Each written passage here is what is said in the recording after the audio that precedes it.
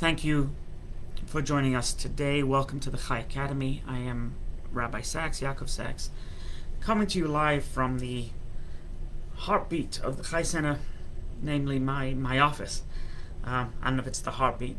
It's maybe the ingrown toenail. So we have been talking about leadership. And we had a couple of classes on the leadership of Moses, what made Moses the quintessential leader. And we discussed at length the idea that he's an empath. He's empathetic, and because he's such an empath, that God said, wow, you're a unique shepherd, Moses, and because you're so unique, you're going to be the one to go to Pharaoh and be my proxy. So that was a class that we had, and you can find it on thechaicenter.com/academy. Today's class is also on Moses' leadership with an incredible, with like a fundamental lesson, but much earlier in Moses' life. So I guess there were a few reasons why God chose him, but first of all, does anybody, just as a trivial pursuit, the name mentioned most in the Torah, more so than any other name, is Moses, Moshe. Right? Abraham is mentioned a lot. Isaac is mentioned. Jacob, right? Sarah and Rebecca, and this one, and Korach, and etc. And Joshua. But we're talking about Moses' name is hundreds of times more than the next guy. Hundreds of times. So Moshe is mentioned actually 680 times. The name Moses is mentioned in the Torah. Hundreds more than the next runner-up. Just incredible. But who gave him the name Moses? When was he named Moses? So it's interesting is that Moses is not his original name. It's not. What happened was Moses was born. At the time he was born, there was a decree against all baby boys to be thrown into the Nile Delta. The Nile Delta, I think, is the second longest river in the world. I think it's thousands of miles. So, to throw these baby boys, were to be thrown in the Nile Delta. Moses was born under that cloud, under that decree. So Moses' mother said, okay, I gotta hide him. But before she hid him, she named him. And the Torah tells us that when he was born, the mother saw that he was Tov, he was good. And his name was Tov. And some people say he was Tovia, he's good for God, or God is good. But Tovia, Tov, that was his original name. So he was placed at 3 months or so. He was placed into a basket. At 3 months, the story is the daughter of Pharaoh, whose name was Bisya. The Torah doesn't give us her name, but in Chronicles, the Torah calls her Bisya. And she found him, and she opened she found a basket with a crying baby, and she opened it up, and she says, "Wow, miyaldei ha'ivrim zeh." Miyaldei ha'ivrim zeh. That this child is a Jewish child. And Miriam, who's Moses' sister, was watching this whole thing, because he was found shortly after he was placed in the Nile, in the reeds. She said, yes, should I take him to a wet nurse? So she said, yes. So she took him to a wet nurse, and they brought him back when he was weaned. 2 years old, 3 years old, it's not clear. But after a few years, whether it's 2 or 3, or 4, I don't know when they weaned children at that time, he was brought back to the daughter of Pharaoh, handed back. She took him, and she said, And the Torah says, she called him Moshe. She, an Egyptian aristocracy, the princess, the daughter of the tyrant king, right, called him Moshe. And she said, why? Ki min hamayim mishisihu, because I drew him out of the water. So the commentaries say, by the way, his name should be Mashui, not Moshe. Moshe means that he was drawn. Mashu means he was drawn. Moshe means that he draws others. So the grammar is incorrect. But the bottom line is, she gave him the name. So the name that his parents gave him, if you look, is not once, it's not mentioned once in the Torah. The name that this Egyptian princess gave him, it completely eclipses the name that his God-given parents, gave him to be given by and basically an adopted woman who reared him from the age of 3 or so. Right? Why isn't he called by his Jewish name, by his biblical name, not by the name given by some princess? Furthermore, we know, and we know this from the Torah, that a name is incredibly important. Abraham couldn't have kids until God changed his name from Abram to Abraham. That extra letter added to his fertility. Sarah couldn't have kids with Abraham until the name was changed from Sarai to Sarah. We see that. We see throughout the Torah is that there was a name given for a reason. The 10 tribes, each one of them the Torah tells us that the mother, Reuben, was given because God has given me a son, Reuben. See that I have a son. Shimon, God has heard that I have a son and heard my pain, that Rachel is the loved one and I, Leah, am not. Levi, God, my husband will have no choice but to help me because I only have 2 hands, Reuben and Shimon. Levi, my husband will accompany me. Judah, thank you, dear God.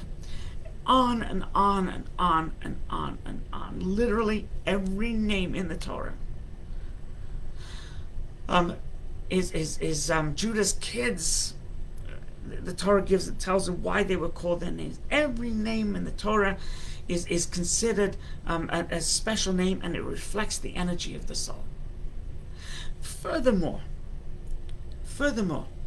we are taught that when parents give a name, is that it's a prophecy. In fact, it's the only time in the year 2022 that somebody has prophecy. Likewise 2021, likewise 2020, all the way back to when prophecy ended, was when parents give a name. When parents choose to give a name to their kid, it is prophecy. They can come up with reasons, I like the name, or it means something to me, or Grandma Millie was named that, or it's a combination of these 2 names, etc. However, the bottom line is the name the parents are giving is a prophetic vision that they had at that moment. So the question is stronger. If Moses' mom and dad, who were, by the way, no slouches, Moses' dad and Moses' mom were the leaders of the Jewish people in exile.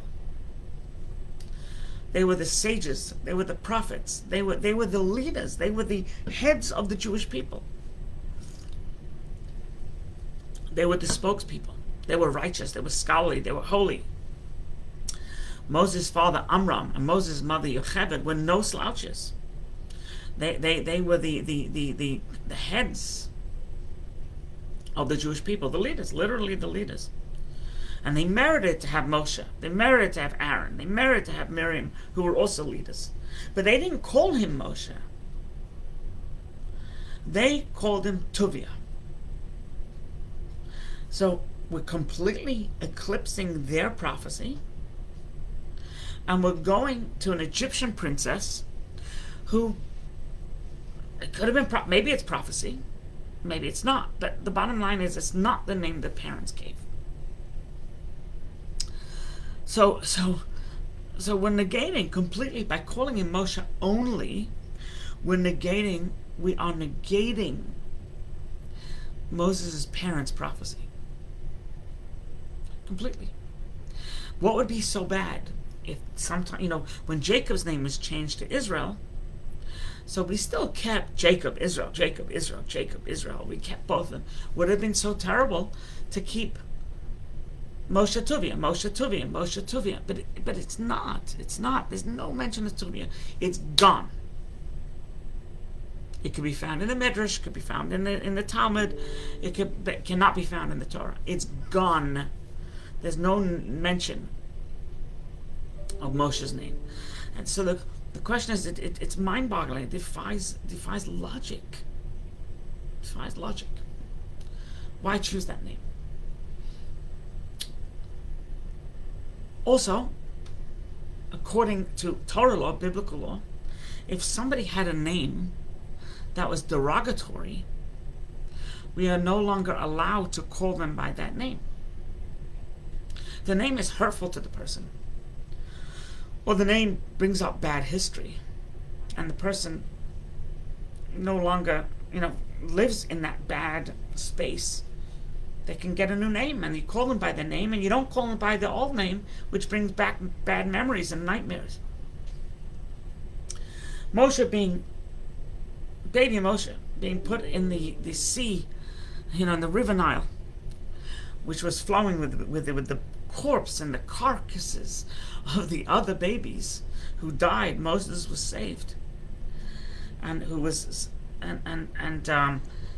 saved, and he was brought up in away from his parents and adopted. And there's an argument whether he knew, whether he didn't know, whether he knew that Amram and Yocheved were his parents and Miriam was his sister, or did he think that Bisya was his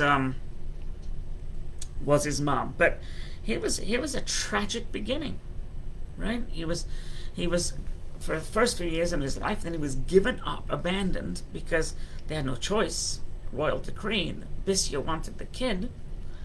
And you're going to call him Moshe to say you were brought up by an Egyptian, not even part of your own people? It's mind-boggling. It's mind-boggling. I think furthermore is that we all call her Batya. The Egyptian princess was Batya. In Chronicles it called her Bisya. It doesn't call her Batya. Where did we get this name Batya? Batya means daughter of God. Right? That's a heavy title. Bisya, I don't know what Bisya means. So to understand, so we have a few questions. And I think to understand where this is all coming from, we have to introduce Moshe at the very, very beginning. So he was saved. By the way, if you have a question, please ask. He was saved. He was given to his parents for a few years. From his parents, he was given to Pharaoh's daughter. She brought him up, and he became a member of the household of Pharaoh. Torah tells us twice he grew up. Once when he was weaned. Then, the next verse is, Vayigdal Moshe. Moshe grew in stature, not physical stature. Moshe grew in the hierarchy of the palace.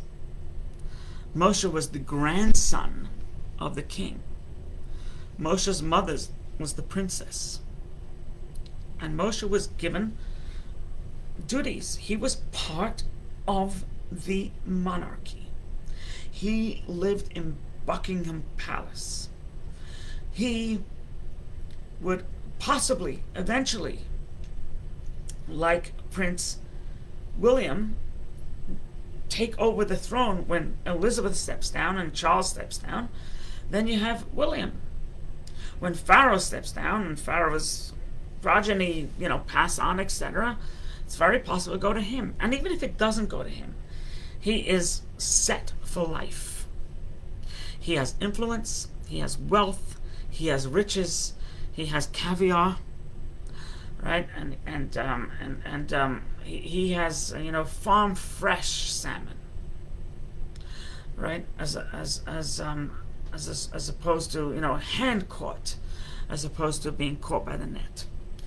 And oregano, and parsley, and all types of interesting spices, and he just lived this. Hey Doc, how are you? He just lived this life of luxury. So the Torah introduces him now. She brought him into the house, and you don't hear another word for 20 years. The next verse is Moshe grew up. Moshe was a prince of Egypt. As Dr. Prezant says, yeah, he was the grandchild. His mom, adopted mom. Not a step. This is not step. This is mom. An adopted child calls his parents mom. And it's fascinating, by the way, when even 30 years later they find the biological parents, the child does not stop calling the adopted parents mom and dad. It's a mom and dad. It's the person that raised us, raised him. And you see this all the time in adopted circles. And they call their mom Stephanie. Their biological mom, Stephanie. Their adopted mom is mom. Call their biological dad Gregory, and their adopted dad, Dad. Right? So this guy, one day he's walking, Prince of Egypt, and the Torah introduces this story. This is the first story that we know about Moses. Moses was walking in the street, and he saw an Egyptian man beat to a pulp a Hebrew slave. The Torah tells us, Vayifen ko el ko. He looked this way and that way. And he saw there was nobody around. And he killed the Egyptian. Did he kill him with a shovel? Did he kill him? It's different commentaries. He killed him with his mouth. He said God's name. Or he cursed him. Or he hit him with a shovel. Or he hit him with his fist. Right? We don't know exactly how he killed him, but he killed him. Now, he made sure nobody was around. The next day, the Torah tells us, the next day, he was walking and he sees two Jews arguing, and they were fighting. They were fist fighting. And he says, "Stop it! Stop it!" And so one of them said, "What? Are you going to kill me like you killed the Egyptian?" And he goes, "Oh my goodness, I was seen. I was seen." And the next verse is, "And Pharaoh heard and sought Moses' head." Death penalty. You kill an Egyptian, I don't care who you are, you kill an Egyptian soldier because he was beating a Jew, that is treason. And the Torah tells us Pharaoh wanted his head. He wanted a sword. He wanted to decapitate him, guillotine. And Moses ran. To save his life, he ran. Now, yes, he did his due diligence. He looked here, he looked there, he thought, and then he killed him, and he buried him under the sand so he shouldn't see him he should be buried. They'll only see it a few days later or a few weeks later, and then, all DNA will be lost and all evidence would be lost, etc. But the question is, what on earth was Moses thinking? So, okay, we get it. Moses sees somebody being beaten And who is this someone, by the way? The Midrash tells us this someone was the same guy that tattletaled on him the next day. Why was he being beaten, says the Midrash? Is because this fellow, the name is Dathan, who was Moses' arch enemy for life. He was a thorn in Moses' side. He was a needle in Moses' eye.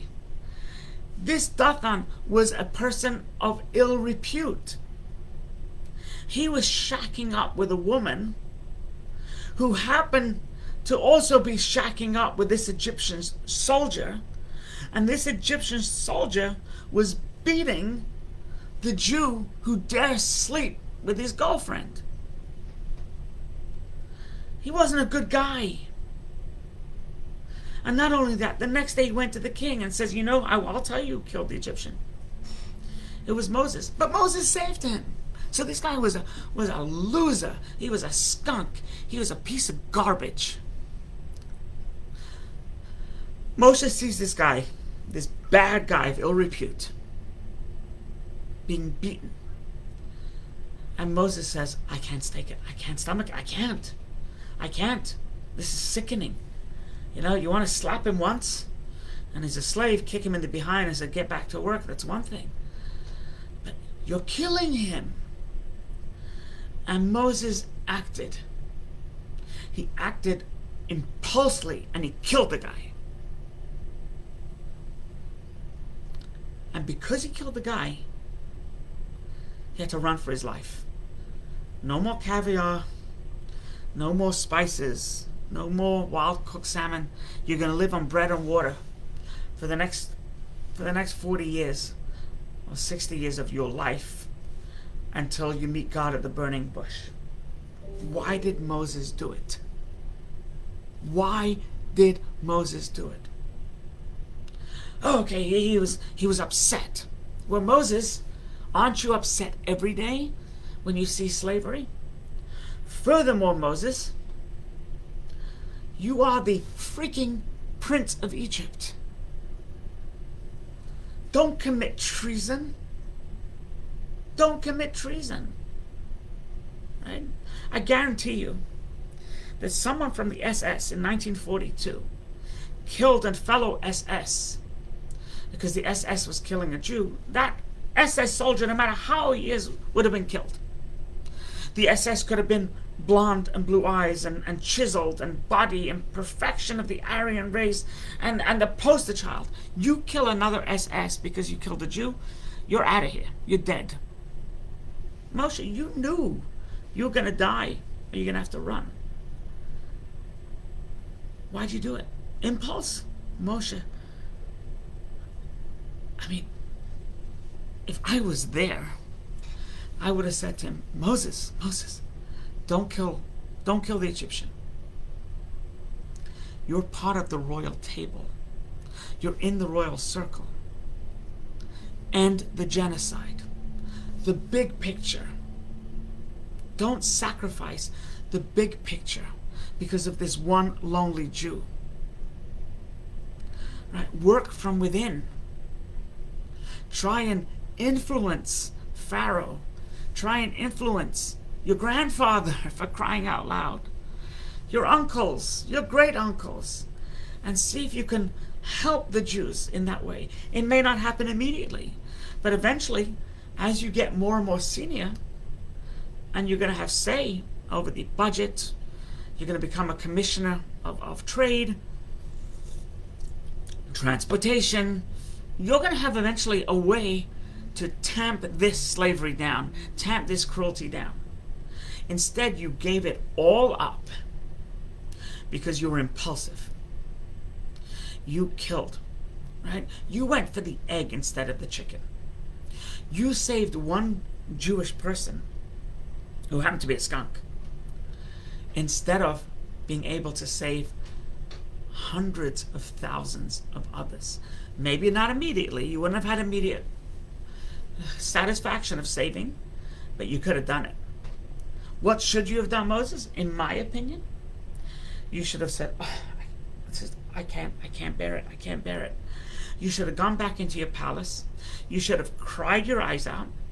You should have taken a Xanax and an Ambien and a cup of Tito's and gone to sleep.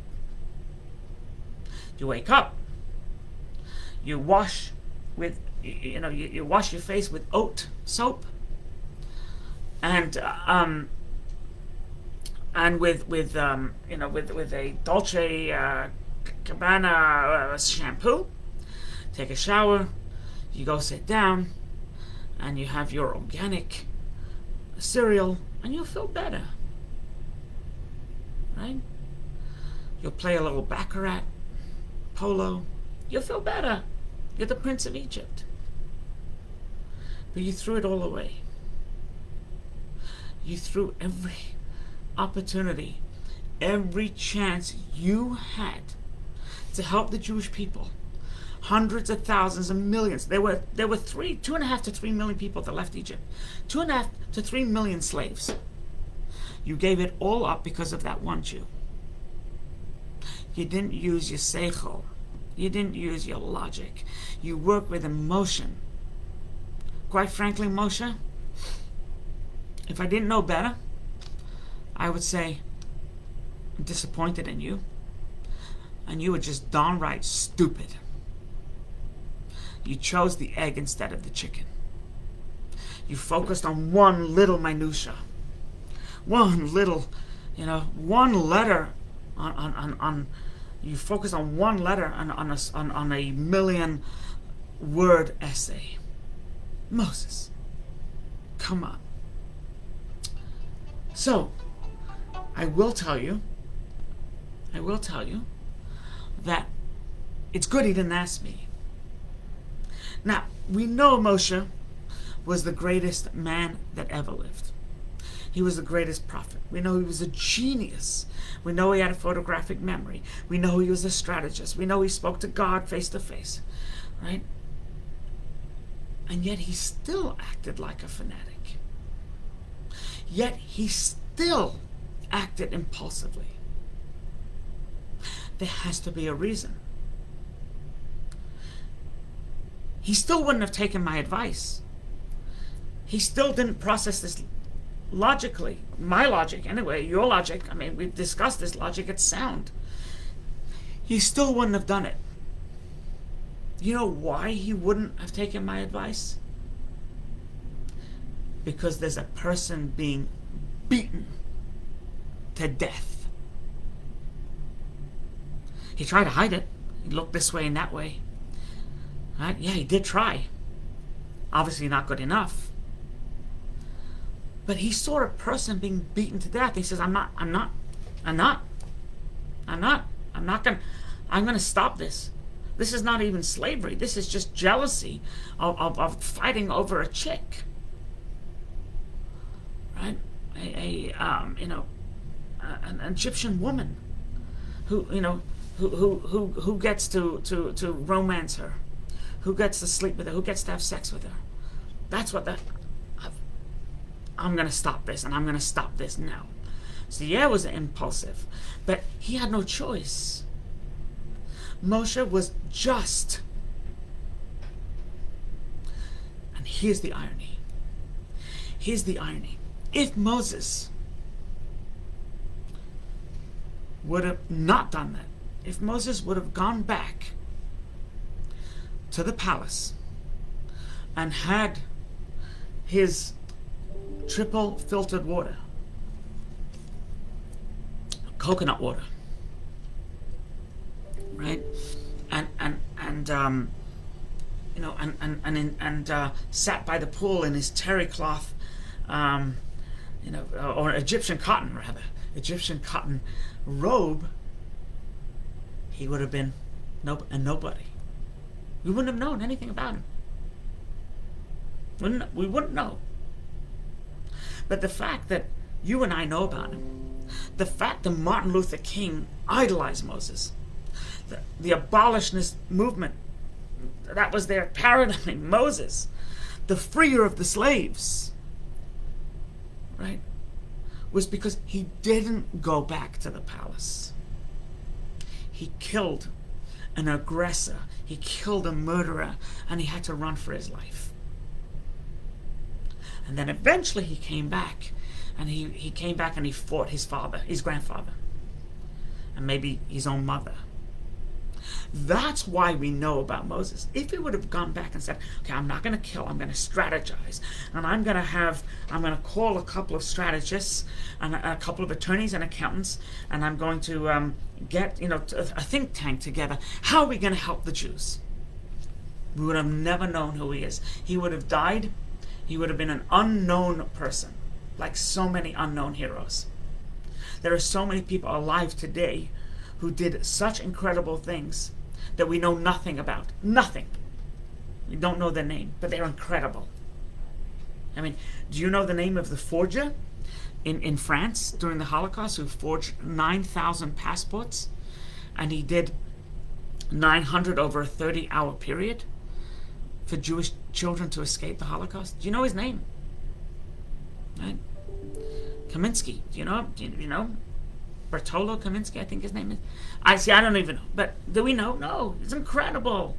He saved 9,000. He forged 9,000 passports from innocuous countries. Moses would have been a nobody. He would have not been infamous. He probably could have had. He was a good leader. He was, as far as he was a good guy, but not the redeemer of Egypt.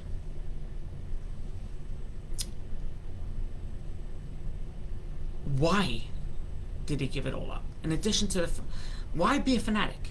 He saw somebody die. But what made Moshe tick? What made him be the man he is? And the answer to that, my dear friends, is his mother, his adopted mother, Bisya. Think about Bisya. Think about her. Think about her life. Think about what she was about and what she stood for. We're going to continue tomorrow. If you have any questions, feel free to ask rabbi@thechaiscenter.com. Tomorrow, tomorrow's one. You know what? We'll do tomorrow.